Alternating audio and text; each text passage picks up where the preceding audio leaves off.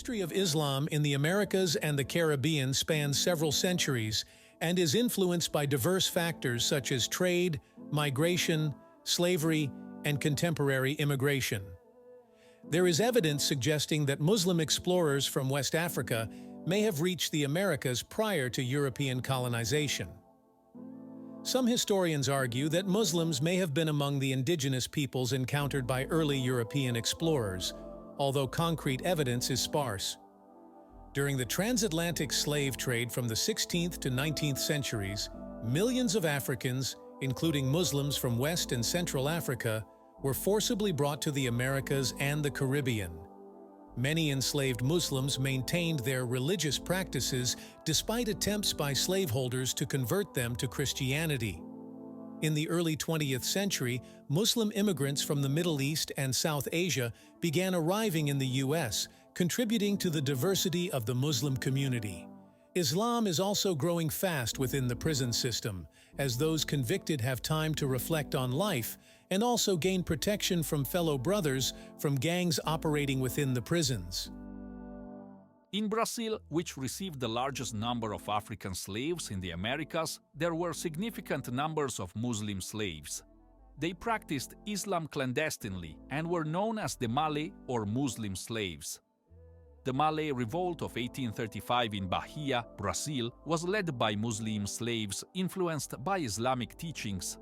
According to statistics, the number of Muslims in Latin America is over 4 million. There are around 700,000 in Argentina, more than 1.5 million in Brazil, and thousands of others scattered around the Americas.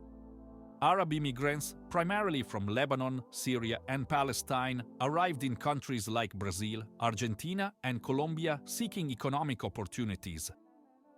Many of these immigrants were Muslim and they brought their faith with them, establishing mosques, cultural centers, and communities. Suriname has the highest percentage of Muslims in its population for the region, with 13.9% or 75,053 individuals, according to its 2012 census. Islam came to Suriname with immigrants from Indonesia, India, Pakistan, and Bangladesh.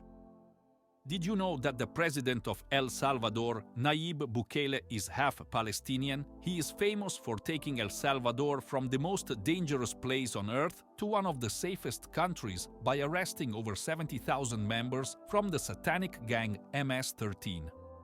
His father, Armando Bukele Catan, was born in El Salvador, but his parents were Christian Palestinian from Bethlehem.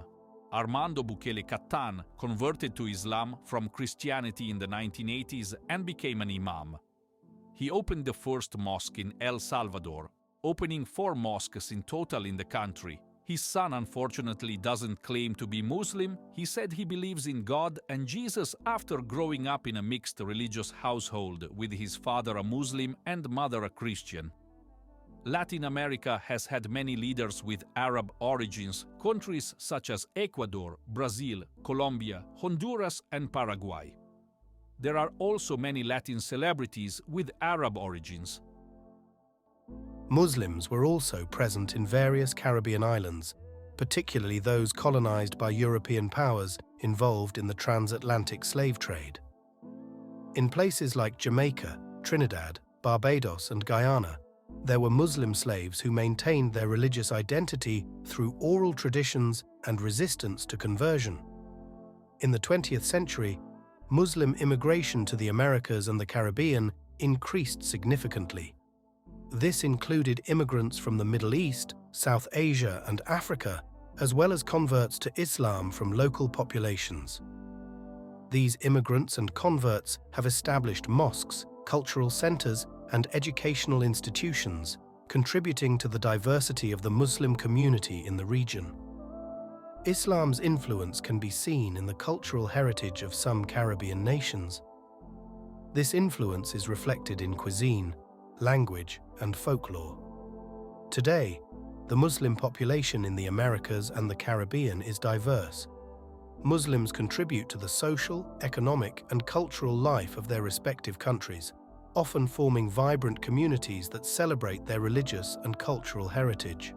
In summary, Islam's history in the Americas and the Caribbean is rich and multifaceted.